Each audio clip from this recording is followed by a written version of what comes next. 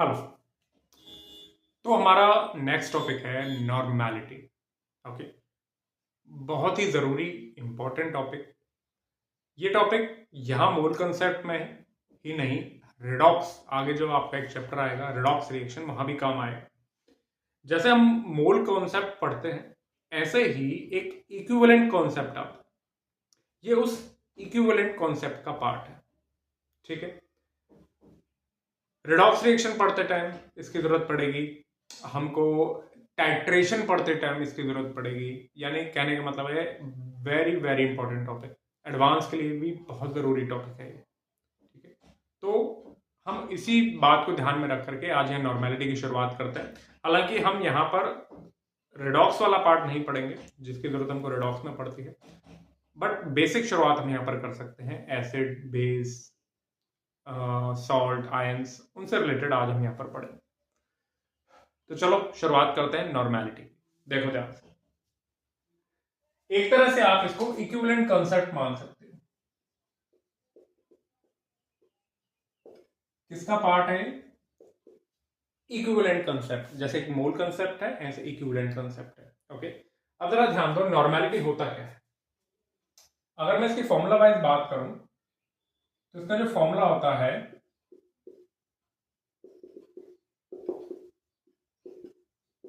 Number of gram equivalent of solute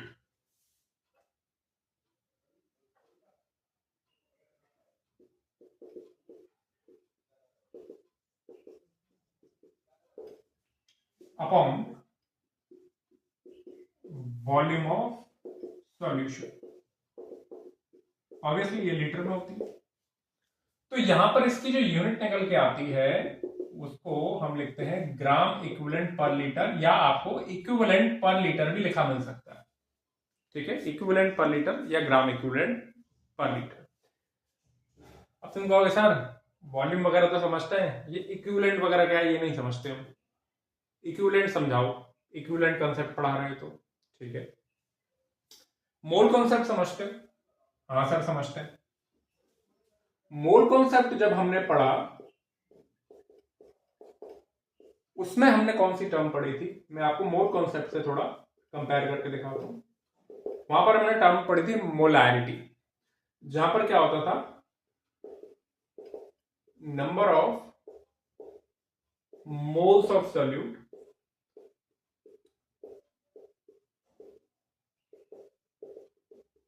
upon volume of solution. Clear? ठीक। अच्छा जरा ध्यान दो, नंबर ऑफ मोल को मैं number of gram molecules of solute बोल सकता हूं अपॉन वॉल्यूम ऑफ सॉल्यूशन। याद है, नंबर ऑफ मोल को नंबर ऑफ ग्राम मॉलिक्यूल भी बोलते हैं। ऐसे ही यहां जैसे यहां नंबर ऑफ ग्राम मॉलिक्यूल बोलते हैं, यहां पर क्या बोलते हैं? नंबर ऑफ ग्राम इक्विवेलेंट बोलते हैं। ठीक है सर, इक्विवेलेंट अभी भी नहीं पता चले देखो ध्यान से। अच्छा जरा मुझे बताओ, नंबर ऑफ ग्राम मॉलिक्यूल किसी मॉलिक्यूल के या नंबर ऑफ मोल्स अगर आपने निकालने हो तो वो क्या लिखते हो? Sir molecular weight, sorry weight upon molecular weight, मास अपॉन मॉलिक्यूलर मास, ये लिखते हो। ठीक है, तो ऐसे ही जब आपने, ये तो हो गया नंबर ऑफ मोल या नंबर ऑफ ग्राम मॉलिक्यूल, तो ऐसे ही जब आपने क्या निकालना होता है नंबर ऑफ ग्राम इक्विवेलेंट, जब आपको निकालना होता है तो आप क्या लिखते हो? मास of solute, mass of solute upon equivalent weight of solute, equivalent weight of solute. जैसे मास अपॉन मोलर मास या मॉलिक्यूलर मास, ऐसे ही मास अपॉन इक्विवेलेंट मास। अच्छा सर, ठीक है सर, आप इक्विवेलेंट नहीं बता रहे तो हम इससे समझ लेते हैं, बट सर इक्विवेलेंट वेट क्या है? ये इक्विवेलेंट वेट क्या आफत है? अगर आप इक्विवेलेंट वेट बता दो तो हम ये समझ जाएंगे, ये समझ जाएंगे तो हम नॉर्मेलिटी समझ जाएंगे। ठीक है, देखो सिमिलैरिटी आ रही है मोल कॉन्सेप्ट में। थोड़ा सा कंफ्यूजन धीरे धीरे बढ़ेगी, फिर धीरे धीरे रिलीज होगी। ओके, तो ध्यान से तसल्ली से समझते रहो। सिमिलैरिटी सिमिलैरिटी सिमिलैरिटी सिमिलैरिटी चल रही है। सर इक्विवेलेंट वेट क्या होता है ये बता दो। देखो भाई, इक्विवेलेंट मास क्या होता है, इक्विवेलेंट वेट क्या होता है? मोलर मास या molecular mass, molecular weight divided by n factor. ओहो, ठीक है सर, हमको इक्विवेलेंट वेट नहीं जानना, मॉलिक्यूलर वेट हमको निकालना आता है, सोल्यूट जो दिया होगा हमको उसका मॉलिक्यूलर वेट निकालना आएगा। एन फैक्टर क्या होता है ये बता दो। ठीक है सर, एन फैक्टर बता दोगे तो मॉलिक्यूलर वेट हमें निकालना आता है, ये तो हमें इक्विवेलेंट वेट पता चल जाएगा। इक्विवेलेंट वेट पता चल गया तो हमको नंबर ऑफ ग्राम इक्विवेलेंट पता चल जाएंगे, नंबर ऑफ ग्राम इक्विवेलेंट पता चल गए तो सर हमको नॉर्मेलिटी पता चल जाएगी। ठीक है सर, हमको कुछ नहीं जानना, एन फैक्टर क्या होता है बता दो। एन फैक्टर पर आकर टिक गई बात। सुनो, अब जरा ध्यान दो, थोड़ा सा और, थोड़ी देर और पेशेंस रखो। लेट से मैंने इसको बोल दिया फॉर्मूला नंबर 1, वेरी इंपॉर्टेंट। अब यही इक्विवेलेंट वेट को तुम उठा करके कहां रख दो, यहां रख दो, तो क्या मिलेगा? Number of gram equivalent is equal to mass of solute, solute का mass upon molecular mass upon n factor. N factor पहुंच गया ऊपर, डायरेक्ट लिख देता हूं, एन फैक्टर पहुंच गया ऊपर। अब जरा ध्यान दो, ये क्या लिखा हुआ है, ये क्या लिखा हुआ है? ये लिखा हुआ है क्या? मास अपॉन मॉलिक्यूलर मास यानी नंबर ऑफ मोल। तो इसका मतलब ये है कि आपने number of gram equivalent is equal to number of moles of solute into n factor, formula number 2। यानी अगर तुमको किसी सोल्यूट के नंबर ऑफ ग्राम इक्विवेलेंट पता करने हैं तो नंबर ऑफ मोल्स पता करना कोई बड़ी बात नहीं है। अगर उसका मास दे रखा है तो नंबर ऑफ मोल्स निकाल लोगे, एन फैक्टर से मल्टीप्लाई कर देना। ठीक है सर, फॉर्मूला नंबर 2। और ये एन फैक्टर क्या है? रुको जरा, ठीक है ठीक है। अच्छा, अब यही नंबर ऑफ ग्राम इक्विवेलेंट को मैं उठा करके कहां रख दूं, यहां पुट कर दूं इस फॉर्मूले में, तो क्या मिलेगा?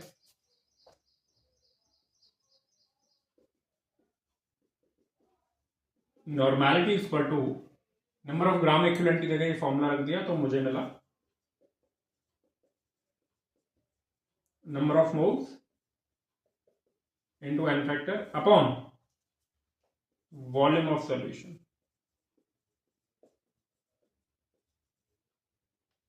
ठीक है ठीक है, एक मिनट, ठीक है।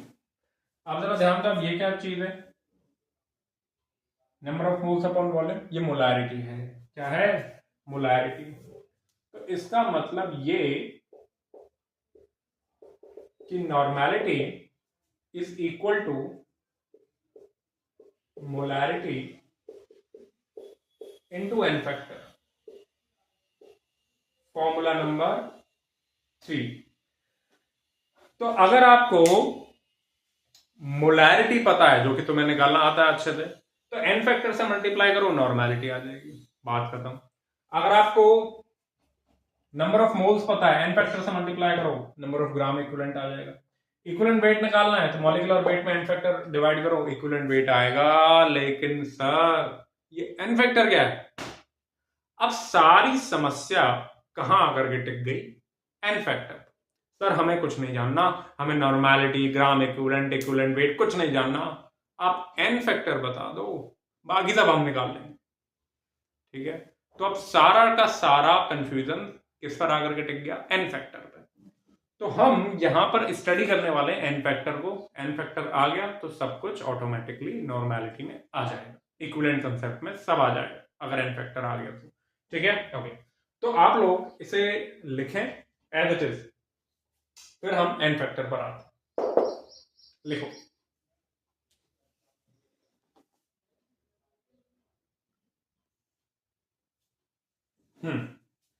तो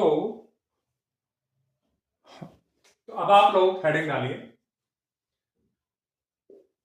एन फैक्टर या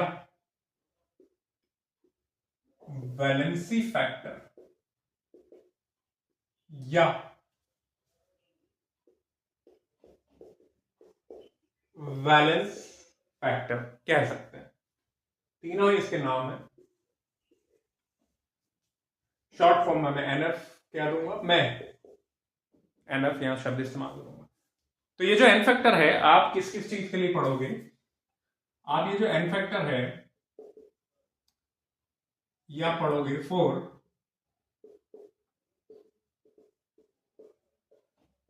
एसिड्स एंड बेसिस, या पढ़ोगे फॉर आयंस एंड सॉल्ट्स, और या पढ़ोगे मॉलिक्यूल्स अंडरगोइंग ऑक्सीडेशन और रिडक्शन, या कंपाउंड्स, स्पीशीज लिखना ज्यादा सही होगा, स्पीशीज में सब आ जाता है, atom, molecule, compound, ion, undergoing oxidation and reduction, और साथ ही रिडॉक्स रिएक्शन के लिए भी हम इसको पढ़ेंगे। ठीक है, ठीक है। कुछ स्पेशल केस टाइट्रेशन में भी आएंगे, टाइट्रेशन में भी हम इसको पढ़ेंगे, जैसे सोडियम बाइकार्बोनेट का है, सोडियम कार्बोनेट का है, कुछ टाइट्रेशन के केसेस भी हम देखेंगे। जैसे आपका इसमें Na2CO3, NaSCO3 इसका केस है, आयोडोमेट्री, आयोडीमेट्री, टाइट्रेशन में देखेंगे। अब ये जो दो पॉइंट है ये आपके हम पढ़ेंगे रिडॉक्स में, रिडॉक्स जब हम टाइट्रेशन पढ़ रहे होंगे, इन पॉइंट्स को हम यहां पर ही पढ़ लेंगे। ठीक है, सॉल्ट के कुछ केसेस हम यहाँ टाइट्रेशन में लेंगे, सिंपल वाले केसेस हम यहाँ लेंगे। ठीक है, ठीक है। तो इसे लिखो, हम शुरू करते हैं n factor for acid base के लिए। लिखो इसे, मिटा दो, मिटा दो।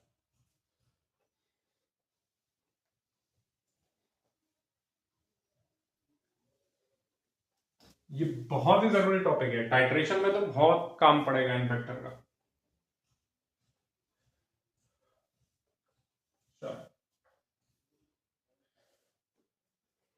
अच्छा, आप एसिड बेस समझते हो, बेसिक डेफिनेशन आपको आरएनएस एसिड बेस की बारे में यहां पर मैं बात करूंगा, बेसिक डेफिनेशन।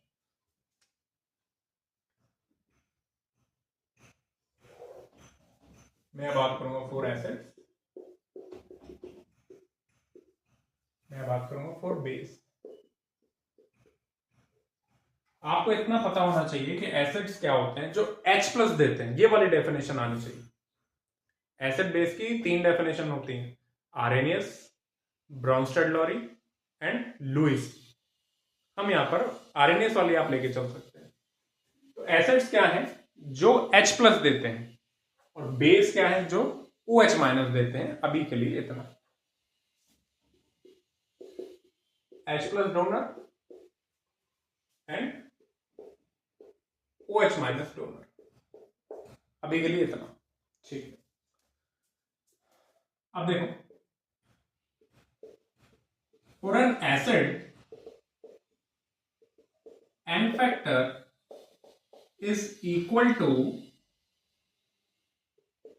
It's basicity. किसी एसिड के लिए एन फैक्टर क्या है, उसकी बेसिसिटी के बराबर होता है। और for a base n factor is equal to its acidity. ठीक है, अब ये कैसा उल्टे शब्द है? आपको अगर एसिड की बेसिसिटी से क्या मतलब है और बेस की एसिडिटी से क्या मतलब है, यहां ध्यान दो। देखो, डिस्टर्ब, एक मिनट, थोड़ा डिस्टर्ब है। तो अब ये बेसिसिटी क्या है, किसी एसिड की बेसिसिटी क्या होती है? बेसिसिटी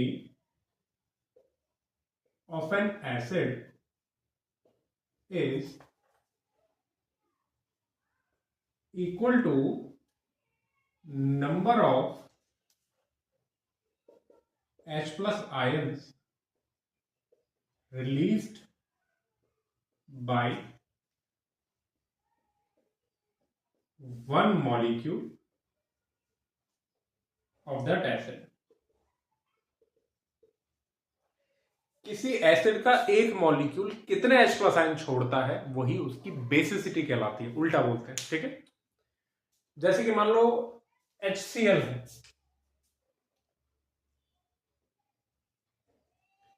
अगर आप इसको पानी में डालोगे तो ये पानी में जाकर के ऐसे छोड़ देगा। H2SO4 है, आप इसको पानी में डालोगे तो ये इस तरीके से ब्रेक हो जाएगा। तो ये इसका एक मॉलिक्यूल एक H प्लस देता है, तो इस HCl की जो बेसिसिटी है वो एक हुई। H2SO4 सल्फ्यूरिक एसिड का एक मॉलिक्यूल पानी में जाकर के दो H प्लस छोड़ता है, तो इसकी बेसिसिटी कितनी हुई? 2। ठीक है, ठीक है। मैं एक इंडेक्स बनाऊंगा जिसमें ये सारे एसिड्स लिख दूंगा। सेम ऐसे ही एसिडिटी क्या होती है, किसी बेस की एसिडिटी क्या होती है, सेम ऐसे लिख देंगे, acidity of a base is equal to number of OH minus ions released by one molecule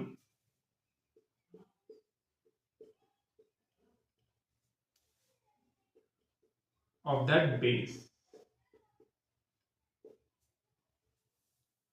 जैसे आपका NaOH है, आप इसको पानी में डालते हो, पानी में डालने पर ये एक OH माइनस देता है, तो इसकी बेसिसिटी हुई 1।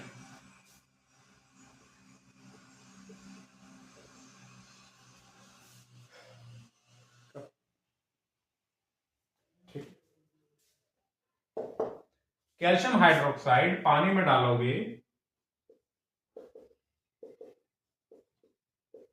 तो 2 OH माइनस देगा, तो इसकी बेसिसिटी हुई 2। ठीक है, ठीक है। अच्छा, अब यहां पर एसिडिटी और यही इनके एन फैक्टर होते हैं, यही इनके क्या होते हैं? N factor. जैसे ये एक H प्लस छोड़ रहा है तो इसका एन फैक्टर है 1, इसका एन फैक्टर है 2, यही तो है भाई। For an acid n factor is equal to its basicity. इसका एन फैक्टर 1, इसका एन फैक्टर 2। ठीक है, चलो इसको मैं आप और डिटेल में बात करता हूं इसके बारे में, यहां तक लिख कर मैं मिटाता हूं, फिर हम कैटेगराइज करते हैं एसिड और बेस को, monobasic acid, dibasic acid, tribasic acid. लिखो इसे, मैं मिटाता हूं।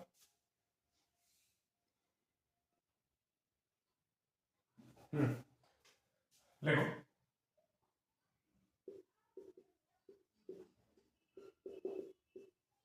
on the basis of basicity, acids are classified as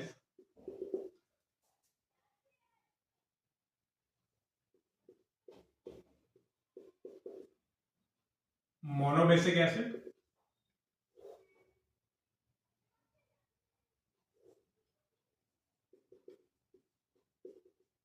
dibasic acid, tribasic acid। या पॉलीबेसिक एसिड भी कह देते हैं। ठीक है, और यहां पर हम लेते हैं एग्जाम्पल, और यहां पर हम लेंगे एन फैक्टर। ये तो हो गया एसिड का classification. Monobasic acid, monobasic acid क्या होता है? जो एक H प्लस आयन देते हैं। Acid which release one H plus ion पर मॉलिक्यूल। ये नहीं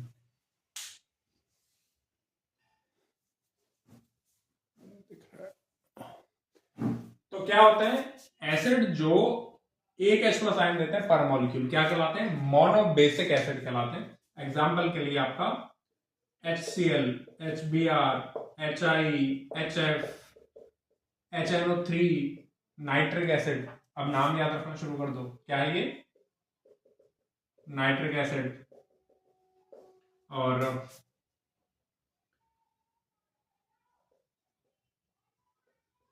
एसिटिक एसिड। ये मत देखो रोहित और इसके पास तो चार है, हाइड्रोजन ऐसे नहीं होते, इनके स्ट्रक्चर की बेसिस पर होता है। अभी आप याद रखो, ठीक है, डिटेलिंग इक्विलिब्रियम चैप्टर में आएगी, धीरे धीरे सीख जाओगे। ये एक H प्लस देता है, जो ये वाला है फॉर्मिक एसिड। कुछ कुछ एसिड याद करो, H3PO2, hypophosphorous acid, hypophosphorous acid. कुछ एसिड है, आपने याद कर ले। ये एक ही H प्लस देते हैं, तो इनका एन फैक्टर है एक, यानी इनकी जो मोलैरिटी है वही इनकी नॉर्मेलिटी है।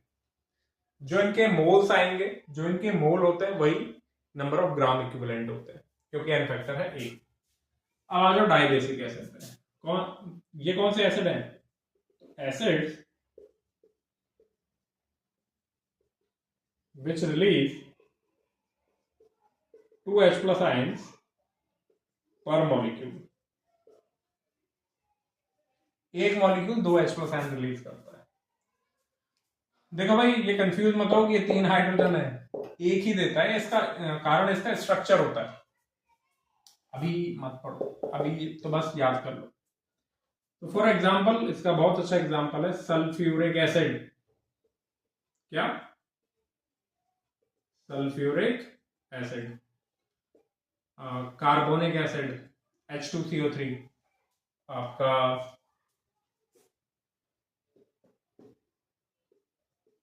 H3PO3 phosphorus acid, oxalic acid H2C2O4, या इसको ऐसे भी लिख देते हैं COH ऑक्सैलिक एसिड। ये एक मॉलिक्यूल पानी में जाकर के 2H प्लस आयंस देता है। ठीक है, ट्राइबेसिक एसिड समझ गए क्या करेगा? Acid which release 3H plus ions per molecule, tribasic acid. इसका एक एग्जांपल है, आप देखो H3PO4, ऑर्थोफॉस्फोरिक एसिड या फॉस्फोरिक एसिड कह सकते हो।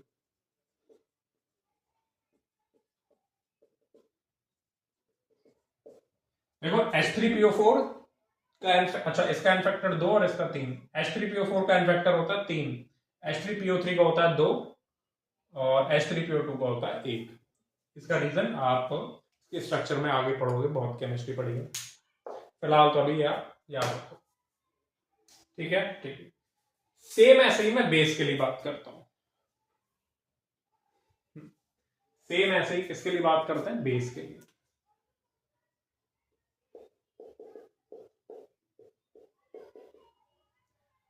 चलो, बात छिड़ गई है तो मैं थोड़ा ले लेता हूं। H3PO2, H3PO3 एंड H3PO4, इनका स्ट्रक्चर के बेस पे इनका आता है।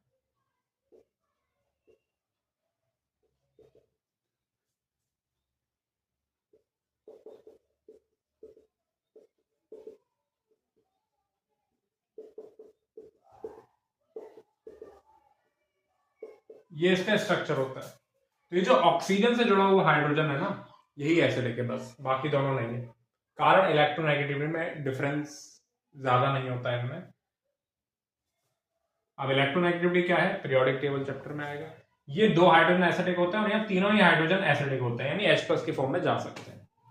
ठीक है, तो ये स्ट्रक्चर के बेस पे इसमें डिफरेंस है, बाकी अभी के लिए याद कर लो।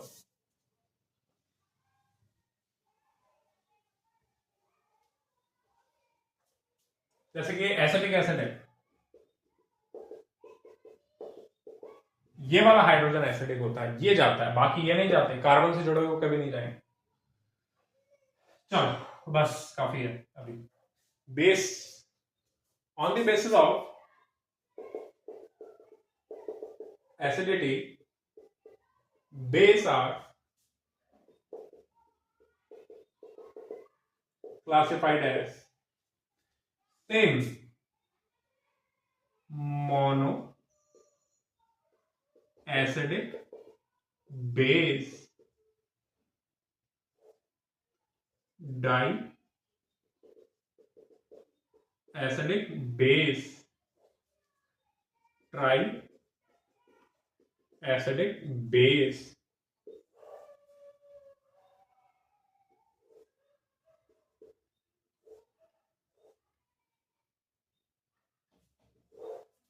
और यहां पर n फैक्टर। तो जो बेस पर मॉलिक्यूल एक OH माइनस आयन दे, ठीक है, base which gives 1 OH minus ion पर मॉलिक्यूल क्या कहलाएगा, मोनो एसिडिक बेस। इसके example NaOH, KOH, RbOH, CgMOH, LiOH। तो बेसिकली आप जब पीरियोडिक टेबल पढ़ोगे तो उसमें जो ग्रुप 1 आता है पीरियोडिक टेबल में, एक ग्रुप 1 आएगा, लिख दूं मैं, आएगा, उसमें आएगा लिथियम, सोडियम, पोटेशियम, रुबीडियम, सीरियम। तो इन सब के आगे मैंने OH लगा के लिख रखा है। तो ये तो हो गया मोनो एसिडिक बेस। ठीक है, ठीक।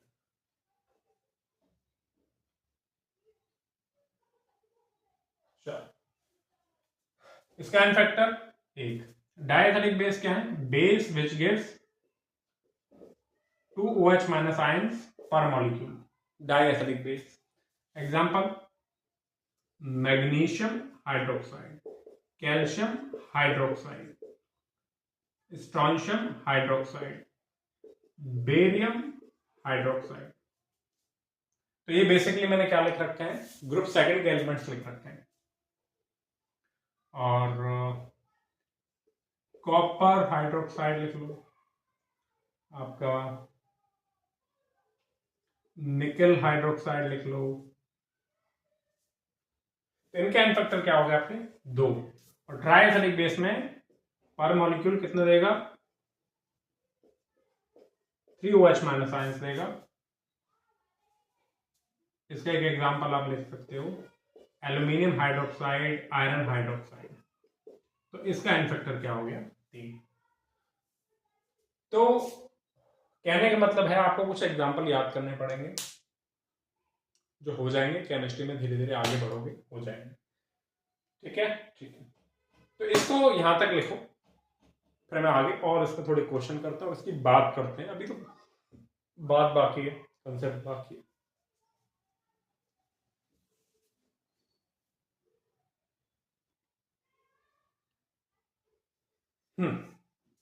ठीक है।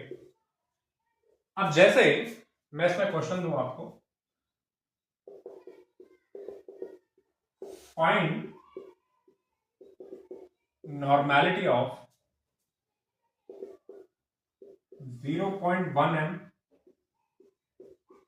NaOH solution,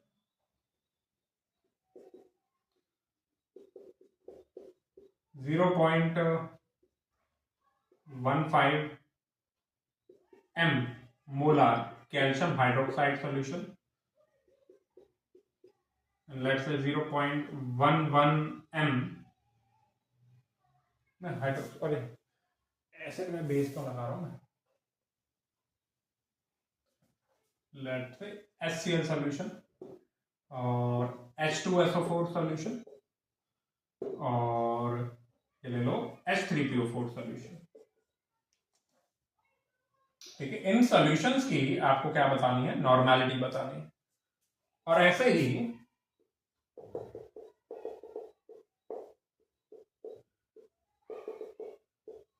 find normality of let's say 0.12 m NaOH solution, 0.1 m calcium hydroxide solution और let's say 0.08 m aluminium hydroxide solution. ठीक है, अब कैसे करोगे आप ध्यान दो। यहां पर आपको अच्छे से पता है कि भैया नॉर्मेलिटी क्या होता है, molarity into n factor. Molarity क्या दे रखी है 0.1 और एन फैक्टर कितना है 1 बस, और यहां लगा देना n। तो ये कितने आ गई नॉर्मेलिटी 0.1 n। तो जो मोलैरिटी है वही क्या है, नॉर्मेलिटी है। ठीक है, यानी इक्विवेलेंट पर लीटर, ये क्या लिखा हुआ है, इक्विवेलेंट पर लीटर या ग्राम इक्विवेलेंट पर लीटर। ठीक है, ग्राम इक्विवेलेंट पर लीटर या इक्विवेलेंट पर लीटर, कुछ भी लिख दो। यहां पर क्या करेंगे, मोलैरिटी इंटू एन फैक्टर, इसका एन फैक्टर कितना है 2, मल्टीप्लाई करते ही फिर आप एन फैक्टर मल्टीप्लाई करते ही आप ये लगा दो, कितना आ गया 0.3 n आ गया, या 0.3 इक्विवेलेंट पर लीटर, 0.3 ग्राम इक्विवेलेंट पर लीटर। और यहां पर आ गया इसका एन फैक्टर कितना है 3, तो ये आ गया 0.33 n या ग्राम इक्विवेलेंट पर लीटर। ठीक है, अब यहां पर देखो क्या करोगे, molarity is equal to normality is equal to molarity into n factor. आपको इसकी एन फैक्टर कितना है 1, तो यही आ गई आपकी नॉर्मेलिटी। सीधा मोलैरिटी इनटू एन फैक्टर करते ही आप सीधा यूनिट लगा दो n या इक्विवेलेंट पर लीटर। तो ये जो मोलैरिटी है वही क्या आ गई नॉर्मेलिटी। ये एन फैक्टर कितना है, calcium hydroxide 2, di acidic base है ना, तो कितना आ गया 0.2 n। और ये ट्राई एसिडिक बेस है, क्या करोगे 0.08 इंटू 3 और n यानी 0.24 n। समझ गए, समझ गए सर। पर सर फॉर्मूला वाइज तो समझ गए, ठीक है, नॉर्मेलिटी निकल गई, पर जरूरत क्या है नॉर्मेलिटी, ये बता क्या रहा है, ये 0.15 m, ये 0.3 n, ये क्या है, ये चल क्या रहा है, ये बता क्या रहा है। अब इसका मतलब जानो। देखो जैसे मोलैरिटी एक फिजिकल, आप उसको सोच सकते हो फिजिकल अपीयरेंस कि भाई मोलैरिटी का मतलब है इतने मोल सॉल्यूट 1 लीटर में। तो सर ऐसे नॉर्मेलिटी क्या है, नॉर्मेलिटी कोई ऐसे कोई फिजिकल कंसेप्ट नहीं है, it is just a mathematical concept.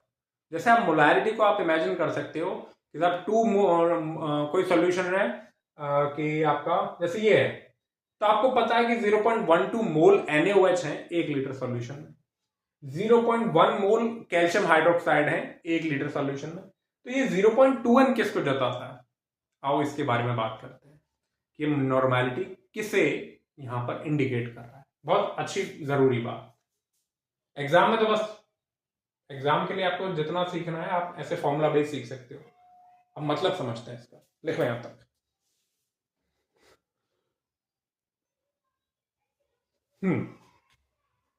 अब देखो नॉर्मेलिटी शो क्या करता है, for an acid normality is actually molarity of H plus ions या फिर for an acid number of gram equivalent is actually number of moles of H plus ions in solution। क्या मतलब sir इसका? मतलब समझो, जैसे कि मैंने आपसे कहा 0.1 मोलार H2SO4, ठीक है सर, कह दिए। और इसका मतलब आप क्या लगाओगे कि सर 0.1 मोल H2SO4 है इन 1 लीटर सॉल्यूशन। इसका मतलब सर यही होता है, यही होता है। अच्छा, जब H2SO4 पानी में जाता है, H2SO4 को जब आप पानी में डालते हो तो वो 2H प्लस देता है, ठीक है, ठीक है। तो अगर आपका 0.1 मोल H2SO4 है 1 लीटर सॉल्यूशन में, तो क्या मैं इसको लिख सकता हूं 0.2 मोल H प्लस इन 1 लीटर सॉल्यूशन? हाँ सर, लिख सकते हैं, क्योंकि एक H2SO4 मॉलिक्यूल जाकर के 2H प्लस दे रहा है, तो 0.1 मोल H2SO4 जाकर के 0.2 मोल H प्लस देंगे। तो ये जो 0.2 मोल H प्लस इन 1 लीटर सॉल्यूशन है, क्या मैं इसको लिख सकता हूं 0.2 molar H plus, 0.2 molar H plus लिख सकता हूं। और इसी को ही तुम क्या लिखते हो, 0.2 NH2SO4 लिखते हो। तो ये जो नॉर्मेलिटी है, it is nothing but molarity of H plus ions acid के लिए। वापस से सुनो, ये जो 0.1 NH2SO4 है, जब आप इसकी तुम मोलैरिटी निकालोगे, नॉर्मेलिटी निकालोगे, तो तुम क्या लिखोगे 0.2 NH2SO4 ही तो लिखने वाले हो। तो जरा ध्यान दो, जब तुम लिख रहे हो 0.2 NH2SO4, तो ये जो N है ये क्या बता रहा है?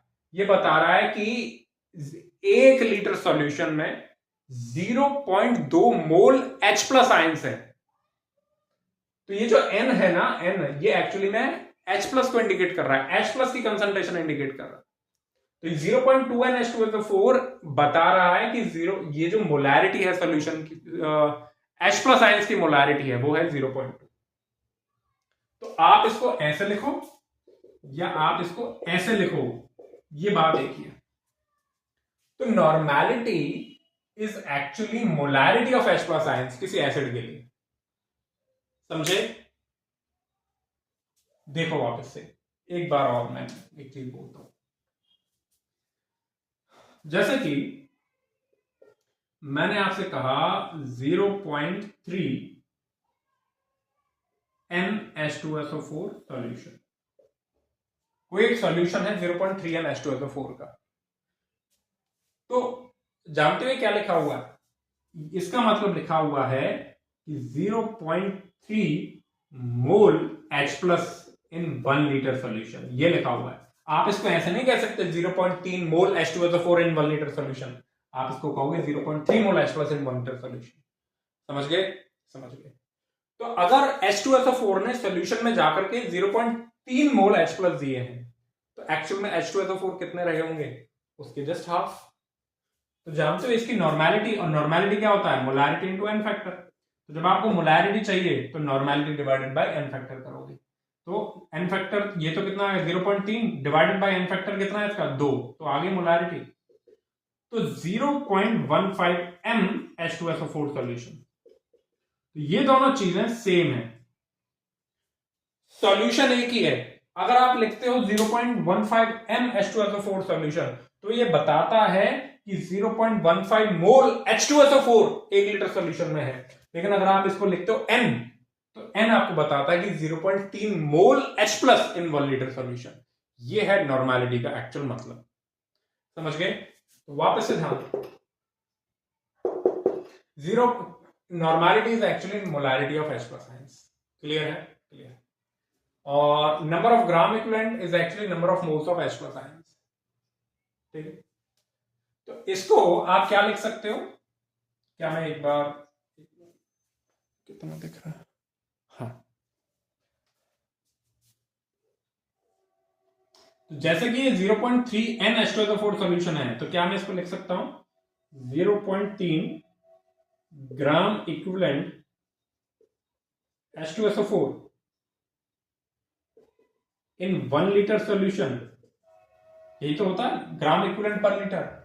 और ये जो H2SO4 के ग्राम इक्विवेलेंट हैं, it is nothing but number of gram equivalent of acid is actually number of moles of H plus ions. तो आप इसको लिख सकते हो 0.3 मोल H plus in 1 litre solution.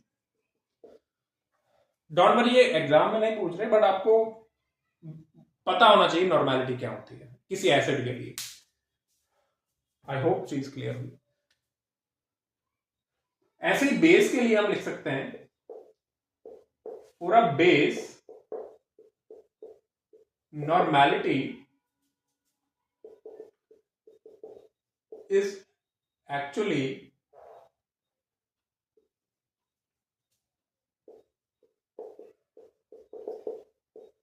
molarity of OH minus ions, molarity of OH minus ions।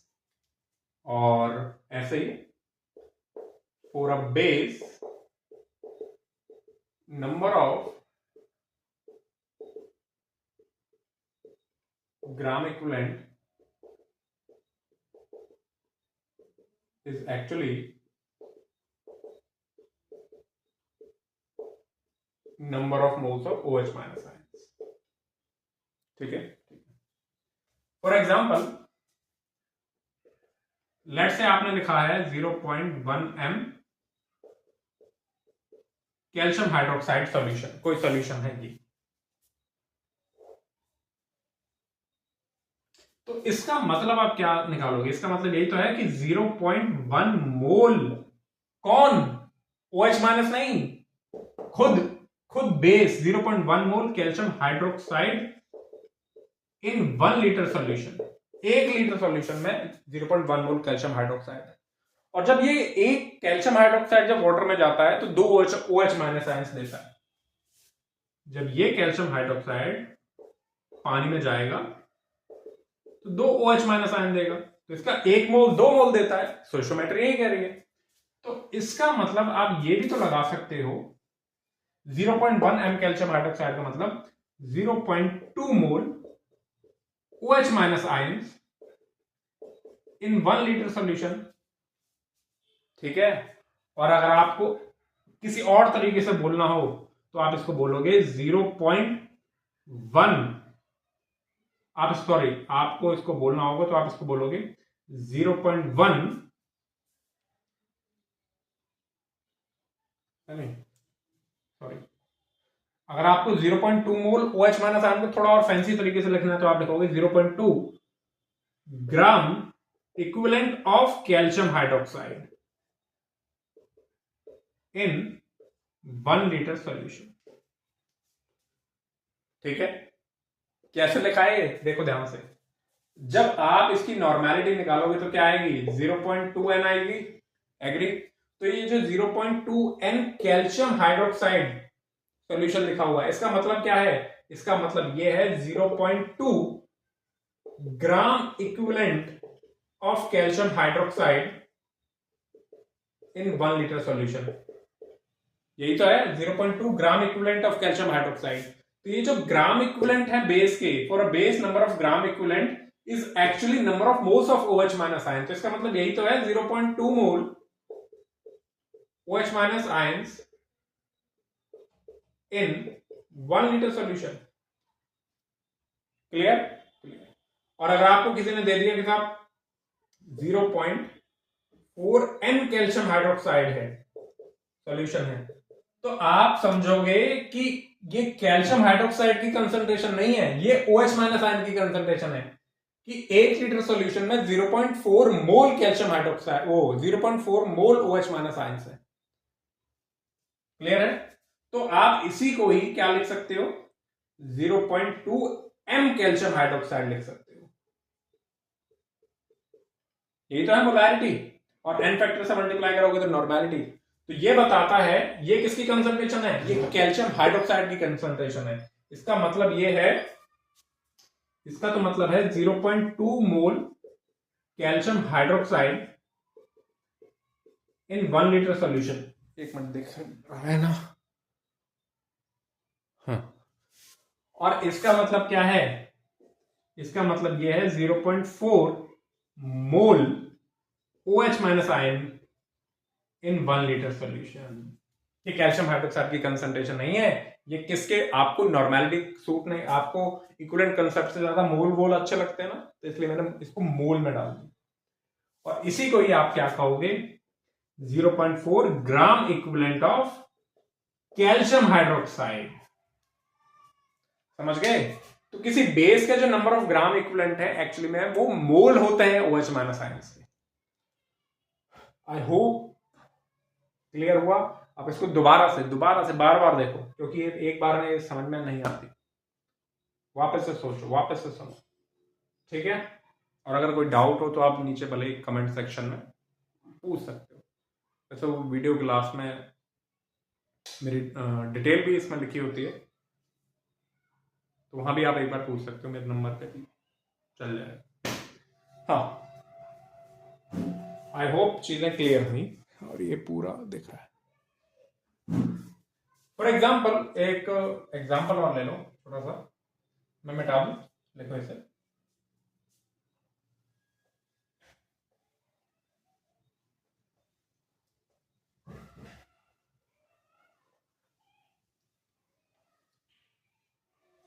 जैसे कि मान लो आपको दे रखा है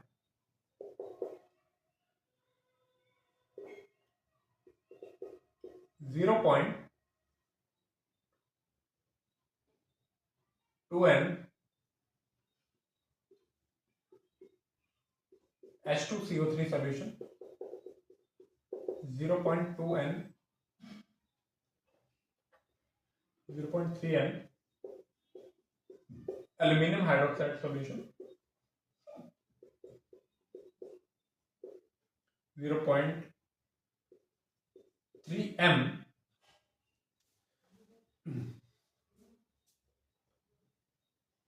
let's say 0.05 M aluminum hydroxide solution। चलो,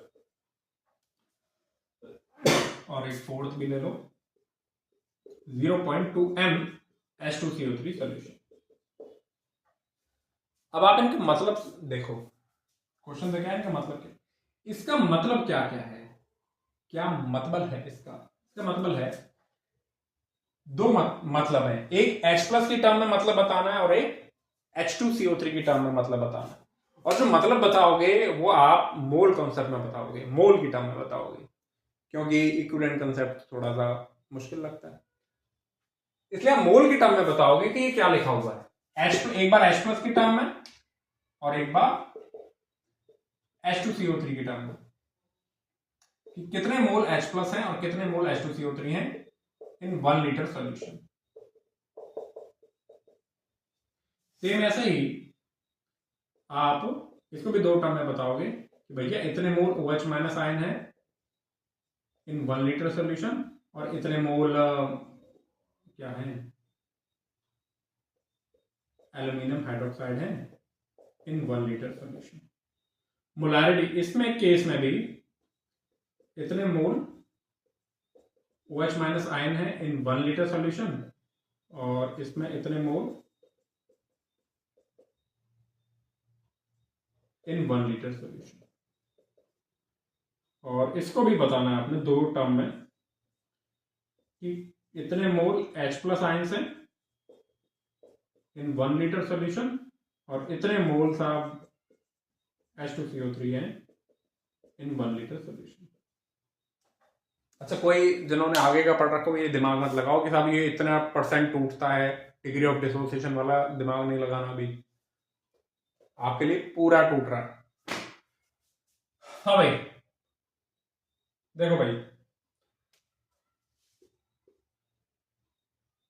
नॉर्मेलिटी दे रखी है तो ये एक्चुअली में किसकी जिक्र कर रहा है, तो ये 0.2 मोल H+ आयंस है इन 1 लीटर सॉल्यूशन। ये क्या है, 0.2 ग्राम इक्विवेलेंट ऑफ H2CO3 और ग्राम इक्विवेलेंट क्या होता है, moles of H plus acid के लिए।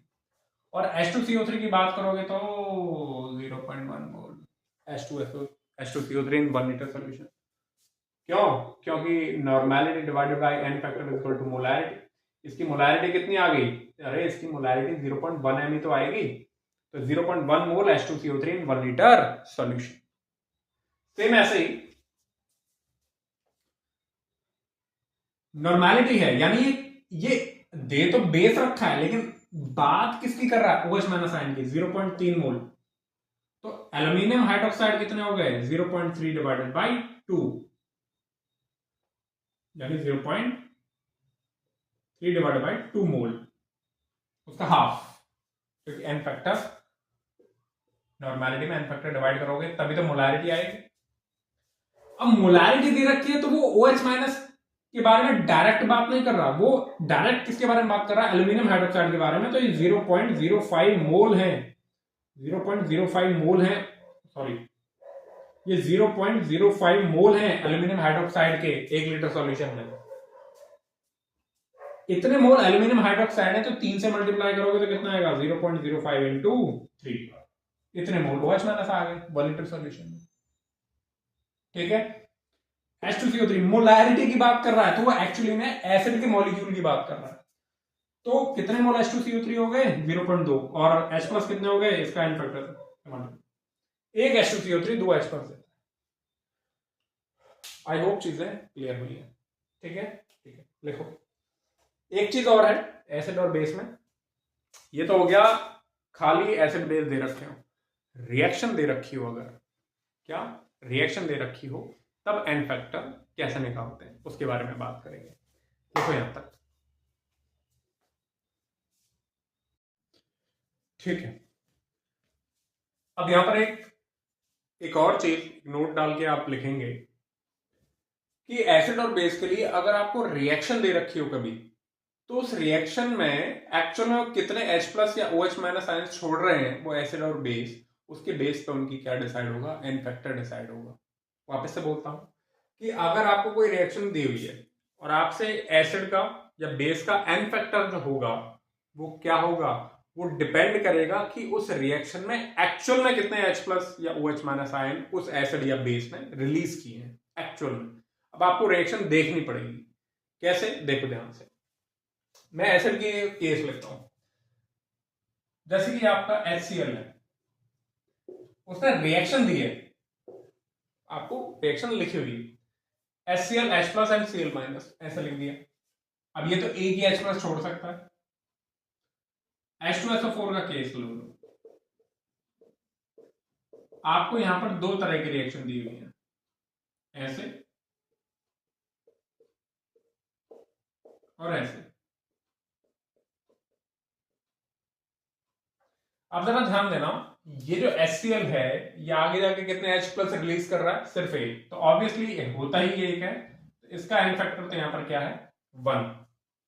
ठीक है, H2SO4 आगे जाकर के 2 H प्लस रिलीज कर रहा है, और ये सल्फेट आयन, क्या कहते हैं इसको? Sulphate ion. और इस पर ये जो चार्ज है याद रख लो, 2 H प्लस रिलीज किए तो -2 आएगा, सल्फेट आयन। तो इसका H2SO4 ने इसका एन फैक्टर कितना है? 2। ठीक है, क्योंकि इसने पर मॉलिक्यूल 2 H प्लस रिलीज किए हैं। और यहां पर अगर आपका इक्विवेलेंट वेट की बात करोगे, H2SO4 का इक्विवेलेंट वेट क्या होगा? इसका मॉलिक्यूलर वेट 98 डिवाइडेड बाई 2, यानी कितना आ गया? 49 ग्राम आ गया इस H2SO4 का इक्विवेलेंट वेट यहां पर। ठीक है, ठीक है। अब यहां देखो, ये भी H2SO4 है, लेकिन उसने जो रिएक्शन दी है उसमें इसने फर्दर जाने पर पानी में या जहां भी उसने एक ही H प्लस रिलीज कर रखा है, और एक जो हाइड्रोजन है वो अभी भी उससे चिपका हुआ है, यानी उसने छोड़ा ही नहीं। तो H2SO4 अगर देखते ही नहीं, अरे साहब H2SO4 H एन फैक्टर 2, अगर रिएक्शन दे रखी है तब आप थोड़ा सा कॉशियस हो जाओ, समझ जाओ। रिएक्शन नहीं दे रखी है और आपको नॉर्मल बोल दिया H2SO4, कोई दिक्कत नहीं है, एन फैक्टर कितना बोल देना? 2। रिएक्शन दे रखी है तो देखो कितने H प्लस छोड़ा? 1। और यहां पर एक हाइड्रोजन अभी भी इसके पास है और एक माइनस चार्ज आ गया। ठीक है, ओके। तो यहां पर इसका जो एन फैक्टर है वो कितना आ गया, 1। यहां पर है 2 और यहां पर 1। और अगर आपको इक्विवेलेंट वेट ऑफ H2SO4 यहां पर अगर आप देखोगे तो molecular weight divided by n factor, अरे यही तो होता है। तो मॉलिक्यूलर वेट है 98 डिवाइडेड बाय एन फैक्टर 1। तो इस रिएक्शन में H2SO4 का एन इक्विवेलेंट वेट है 98 और यहां पर H2SO4 का इक्विवेलेंट वेट है क्या, 49। डिपेंड, दोनों जगह एन फैक्टर क्या है, अलग अलग है। तो रिएक्शन में ऐसा देखा जाता है। ठीक है, इसको सल्फेट कह रहे हैं, इसको हाइड्रोजन सल्फेट कह सकते हैं, हाइड्रोजन सल्फेट आयन, या बाई सल्फेट आयन भी कह सकते हैं, बाई सल्फेट आयन। ओके, एक और H3PO4, 3 H पर छोड़े, फॉस्फेट आयन, क्या नाम है इसका, फॉस्फेट आयन। याद रख लो, ये चार्ज बेस पे याद रख लो। एक दूसरी रिएक्शन दे रखी है,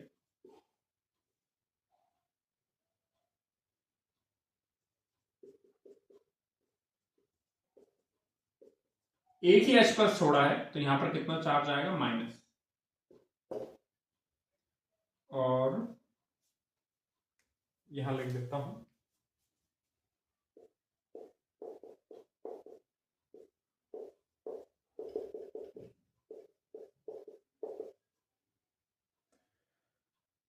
अब इन तीनों केसेस में, H3PO4 के केस में आपको इन तीनों की जगह H3PO4 का फॉस्फोरिक एसिड का एन फैक्टर बताना है, इक्विवेलेंट वेट बताना है। तो यहां पर देखना, इसका एक मॉलिक्यूल फर्दर जाने पर 3 H प्लस छोड़ता है तो इसका एन फैक्टर क्या हो गया, 3। तो इसका जो इक्विवेलेंट वेट आएगा वो क्या आएगा, इसका जो मॉलिक्यूलर वेट है डिवाइडेड बाई 3 कर देना। ठीक है, मॉलिक्यूलर वेट तो निकाल लोगे। इसके केस में, एक मिनट दिख रहा है,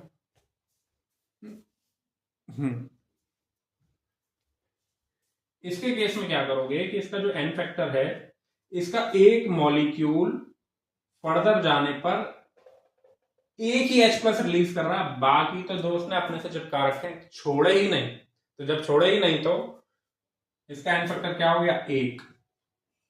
और इसका जो इक्विवेलेंट वेट आएगा वो क्या आएगा, इसका जो मॉलिक्यूलर वेट है डिवाइडेड बाय 1, यानी जो इसका मॉलिक्यूलर वेट है वही इसका इक्विवेलेंट वेट है। Clear, clear. और यहां पर इसका एन फैक्टर फर्दर जाने पर इसके एक मॉलिक्यूल ने 2 H प्लस छोड़ रखे हैं, एक्चुअल में 2 छोड़ रखे हैं, तो वही उसका एन फैक्टर होगा। और एक अभी भी चिपका के रखा है, तो 2 पॉजिटिव चार्ज अलग हुए तो 2 नेगेटिव चार्ज आ गए। ठीक है, ठीक है। तो इसका जो इक्विवेलेंट वेट हो गया H3PO4 का, वो क्या हो गया, इसका जो मॉलिक्यूलर वेट है divided by 2। Okay, okay. Same ऐसा ही बेस के केस में करना है। NaOH, ये तो ऑलवेज एन फैक्टर इसका 1 होगा, इसका एक मॉलिक्यूल एक ही छोड़ सकता है, इसका तो एन फैक्टर ऑलवेज 1 है। और देखो, लेट्स से कैल्शियम हाइड्रोक्साइड, मैंने reaction they the calcium +2 and 2OH minus, मैंने रिएक्शन दे दी कैल्शियम OH, एक नेगेटिव यहां तो एक पॉजिटिव यहां लगा दो इस। ठीक है, ओके। अब जरा इन दोनों में कैल्शियम हाइड्रोक्साइड का एन फैक्टर बताओ। तो तुम कहोगे सर इसका एक मॉलिक्यूल फर्दर जाके रिएक्शन में 2 OH माइनस रिलीज कर रहा है, तो इसका एन फैक्टर तो सर 2 हो गया। और इसका एक मॉलिक्यूल फर्दर जाकर के 1 OH माइनस रिलीज कर रहा है और एक तो किया ही नहीं है, जब उसने रिलीज ही नहीं किया तो वो एन फैक्टर में काउंट ही नहीं होगा, तो इसका एन फैक्टर कितना हो गया, 1। ठीक है, तो इसका इक्विवेलेंट वेट क्या होगा कैल्शियम हाइड्रोक्साइड का, जो भी इसका मॉलिक्यूलर वेट है डिवाइडेड बाय 2, और इसका इक्विवेलेंट वेट क्या होगा, molecular weight divided bye 1। Okay, okay. आपको कैसे क्वेश्चन में दिया जाएगा वो ऐसे मिक्स करके देगा, इसको इसके साथ जोड़ के देगा। मैं अभी जोड़ने वाली रिएक्शन भी बताऊंगा। हटा दो, हटा देता हूं।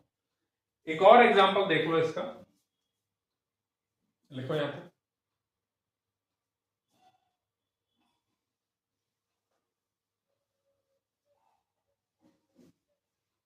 अभी हम एसिड और बेस दोनों को मिलाकर भी लिखेंगे।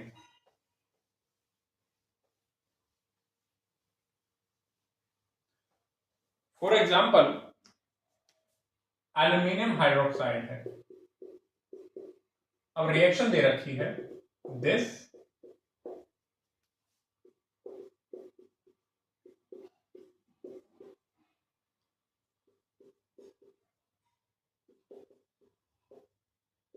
this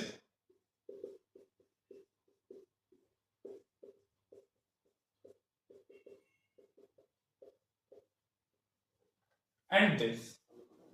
हाँ भाई, इसका एन फैक्टर क्या होगा? 3 OH माइनस छोड़ रहा है इसका एक मॉलिक्यूल, तो एन फैक्टर 3। इसका एक मॉलिक्यूल 1 OH माइनस छोड़ रहा है, तो एन फैक्टर 1। और इसका एक मॉलिक्यूल 2 OH माइनस छोड़ रहा है, तो इसका एन फैक्टर क्या हो गया? 2। और इसी बेस पे इसका इक्विवेलेंट वेट आ जाएगा, जो इसका मॉलिक्यूलर वेट डिवाइडेड बाय 3 कर दो, equivalent weight of aluminium hydroxide. इस रिएक्शन में क्या होगा? जो भी इसका मॉलिक्यूलर वेट है डिवाइड बाय 3। यहां पर मॉलिक्यूलर वेट डिवाइडेड बाय 1 और यहां पर मॉलिक्यूलर वेट डिवाइडेड बाय 2। ठीक है, ठीक है। इस तरीके से रिएक्शन में दिया हुआ हो तो ये करते हैं। अब इसका एक्चुअल में क्वेश्चन कैसे आपको मिलेगा उसके बारे में बात करता हूं। इसको लिखो। अब मैं रिएक्शंस को मिलाऊंगा, एसिड की और बेस की। उससे आपको लिखना है, लिखो यहां तक, मैं मिटाता हूं।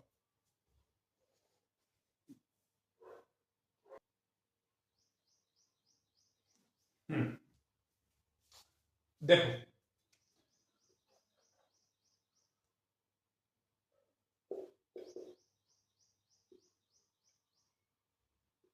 H2SO4 प्लस NaOH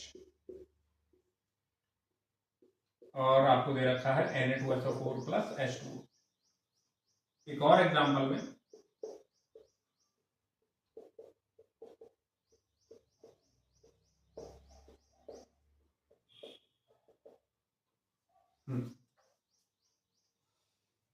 अब आपको इसका एन फैक्टर बताना है,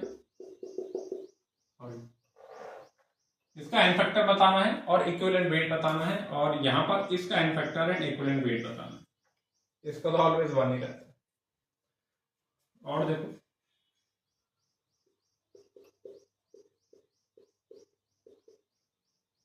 चलो पहले इसको करो फिर H3PO4 करो। हाँ भाई, H2SO4 जब आगे गया तो जरा देखना क्या लिखा हुआ है। SO4, इसके पास एक भी हाइड्रोजन बचा क्या? दिख रहा है क्या? नहीं दिख रहा। तो इसका मतलब इसने अपने दोनों हाइड्रोजन छोड़ दी। और वो कहां गए? अरे वो कहां गए जो दोनों हाइड्रोजन छोड़े थे? तो ये जो 2 H प्लस छोड़े थे, इस OH माइनस के साथ 2 लगा दो। H प्लस और OH माइनस मिलके क्या बन जाते हैं? वाटर। और इसी को ही हम क्या कहते हैं? न्यूट्रलाइजेशन रिएक्शन कहते हैं। H प्लस OH माइनस मिलके क्या बना लेते हैं? वाटर। न्यूट्रलाइजेशन रिएक्शन कहते हैं। ठीक है, ओके। इससे पहले हम क्या लिख रहे थे? इससे पहले हम यही तो लिख रहे थे, H2SO4 फर्दर जाके 2 H प्लस एंड सल्फेट। अब यह खाली सल्फेट ना लिख करके 2 Na प्लस का ढक्कन लगा दिया। समझ गए? NaOH को क्या लिख रहे थे हम? Na plus and OH minus. 2 है तो 2 ले लो। तो ये 2 H प्लस और 2 OH माइनस मिलके तो बन गए 2 वाटर, और 2 Na प्लस और SO4 माइनस 2 मिलके बन गए Na2SO4। इसे कहते हैं सॉल्ट। क्या कहते हैं? सॉल्ट। क्यों? क्योंकि एसिड और बेस से मिलके बन रहे हैं। एसिड और बेस मिलकर के क्या बनाते हैं? Salt plus water. तो आपने सॉल्ट के अंदर देखना है H2SO4 से जो आया है SO4, उसके पास हाइड्रोजन है या नहीं है? नहीं है, तो इसका एन फैक्टर हो गया 2 और इक्विवेलेंट वेट क्या हो गया? 98 डिवाइड बाय 2 यानी 49 ग्राम। यहां पर देखो H2SO4 HSO4 यानी इसमें सिर्फ कितना H प्लस छोड़ा हुआ है, एक, तो इसका एन फैक्टर कितना हुआ, एक। तो जानते हैं क्या लिखा हुआ है, ये एक्चुअली में लिखा हुआ है Na प्लस और HSO4 minus bisulphate, hydrogen sulphate, sodium hydrogen sulphate. समझ गए, समझ गए। और इसका इक्विवेलेंट वेट क्या आ जाएगा, इसका मॉलिक्यूलर वेट डिवाइडेड बाय 1, वही आ जाएगा। ठीक है, ठीक है। और देखो, पहले मैं एसिड्स के सारे एग्जांपल ले लेता हूं। H3PO4, let's say KOH, K3PO4 plus water,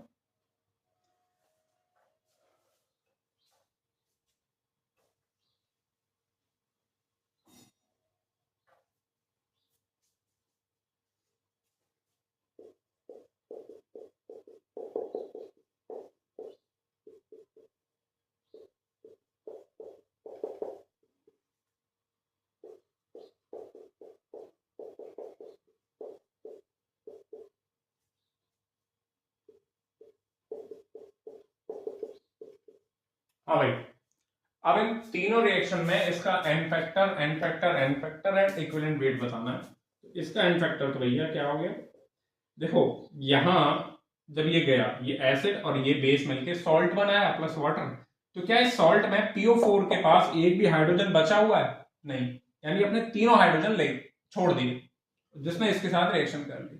clear है। अब बैलेंस देखो, आपको बैलेंस इसमें मिले नहीं मिले, आपको तो ये देखना है कि इसमें H प्लस छोड़ दिया या नहीं छोड़ दिया। हालांकि आप बैलेंस कर सकते हो। ये लो, हुआ ये है कि इसने जो 3 H प्लस छोड़े हैं और ये 3 K प्लस और 3 OH माइनस मिलकर के ये तो बन गए 3 वाटर के मॉलिक्यूल, और ये बन गए K3PO4 पोटेशियम फॉस्फेट, हो गया आपका सॉल्ट और ये वाटर। तो एन फैक्टर कितना हुआ, 3। और इक्विवेलेंट वेट क्या आएगा, molecular weight divided bye 3। Molecular weight, equivalent weight क्या हो जाएगा किसका, H3PO4 का, मॉलिक्यूलर वेट डिवाइडेड बाय 3। कर लोगे, कर लेंगे। यहां पर देखना, इसका एन फैक्टर पूछा गया है आपसे और इसका इक्विवेलेंट वेट भी पूछा गया है। क्या करेंगे, डिवाइडेड बाय एन फैक्टर। हाँ भाई, H3PO4 फर्दर जाकर के अभी भी एक हाइड्रोजन इसके पास है, तो छोड़ कितने आया, 2। ठीक है, H3PO4 निकला गड्डी लेके, रास्ते पर सड़क पे एक बेस आया, थे वो 2 H प्लस छोड़ाया, 2 छोड़ाया, तो एन फैक्टर हुआ 2। तो इसका जो भी मॉलिक्यूलर वेट है डिवाइड बाय 2। और यहां पर ये निकला गड्डी लेके, बेस आया और कितने H प्लस छोड़ाया, 1। 2 तो अभी भी इसके पास चिपके हुए हैं, इसका एन फैक्टर हुआ 1। इक्विवेलेंट वेट और मॉलिक्यूलर वेट इसका बराबर हो जाएगा। समझ गए, समझ गए। अब इसको हम बेस के रेस्पेक्ट में लेते हैं।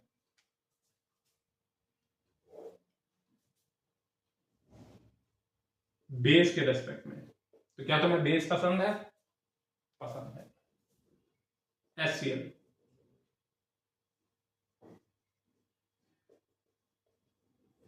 HCl देखो, आपको रिएक्शन कुछ ऐसी दे रखी है,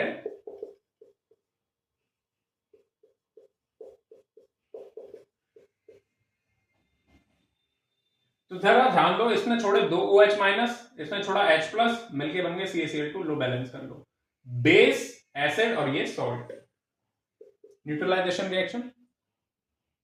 समझ गए ना, 2 OH माइनस छोड़े गए। अरे भाई सुनो जरा, ये देखो ऐसा है, ये मैं इसको तोड़ तोड़ के लिख देता हूं,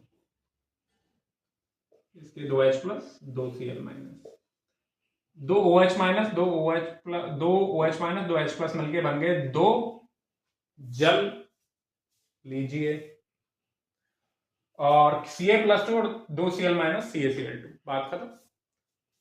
तो यहां पर इसने दोनों ही H प्लस त्याग दिए, दोनों ही H प्लस छोड़ दिए, तो एन फैक्टर हो गया 2।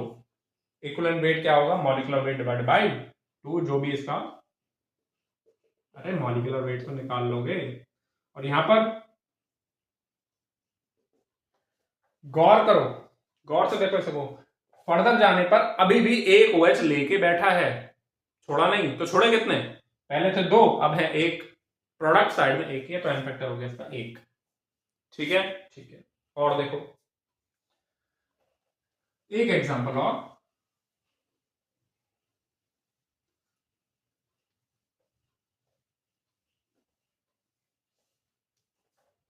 Let's say aluminium hydroxide plus क्या ले लो, HCl HBr HiHNO3 कुछ भी ले लो, लेट्स से HCl ही चलने दो। चलो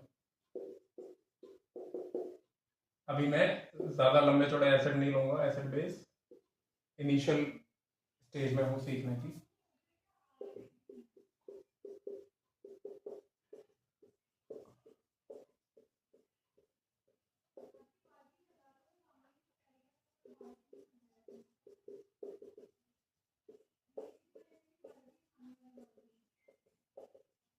हाँ भाई, आपको इस एल्यूमिनियम हाइड्रोक्साइड का एन फैक्टर और इक्विवेलेंट वेट बताना है, बता दोगे? बता दोगे। हाँ भाई, फर्दर जाने पर देखो, बैलेंसिंग का लफड़ा छोड़ो, फर्दर जाने पर तीनों OH माइनस छोड़ दिए हैं। चलो बैलेंस कर देता हूं, छोड़ दिए ना, तो इसका एन फैक्टर क्या है 3। फर्दर जाने पर एक OH तो है, तो कितने छोड़ा है OH माइनस, 2 छोड़ा है। फर्दर जाने पर 2 OH हैं, तो छोड़ कितने आया, एक। जो छोड़ते हैं, actual number of H plus OH minus ion released by 1 molecule, तो एन फैक्टर 1। और इसका इक्विवेलेंट वेट क्या आ जाएगा, मॉलिक्यूलर वेट डिवाइडेड बाय 3। इसका इक्विवेलेंट वेट आ जाएगा मॉलिक्यूलर वेट डिवाइडेड बाय 2, और इसका इक्विवेलेंट वेट क्या आ जाएगा, molecular weight divided bye 1 1 1। Clear है? क्लियर है।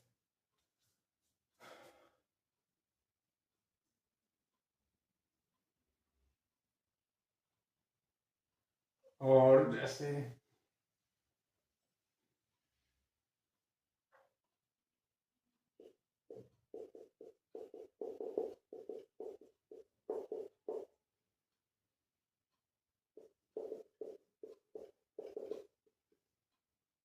इसका एन फैक्टर, इसका एन फैक्टर H3PO4, तीनों H प्लस, एक भी H प्लस नहीं है इसके पास, एन फैक्टर 3। एक भी OH माइनस नहीं है इसके पास, एन फैक्टर 3। अरे क्या लिखा हुआ, ये सॉल्ट है, एल्यूमिनियम फॉस्फेट, इसके पास +3 और इसके पास -3, मिल गए चार्ज, मिले चार्ज जो मेरा तुम्हारा, तो सॉल्ट बने हमारा। ओके ठीक है, तो इस तरीके से एसिड बेस के एन फैक्टर हो गए। ओके, आई होप चीजें क्लियर हुई हैं। फिर आगे बढ़ते हैं आयंस एंड सॉल्ट की तरफ। Thank you.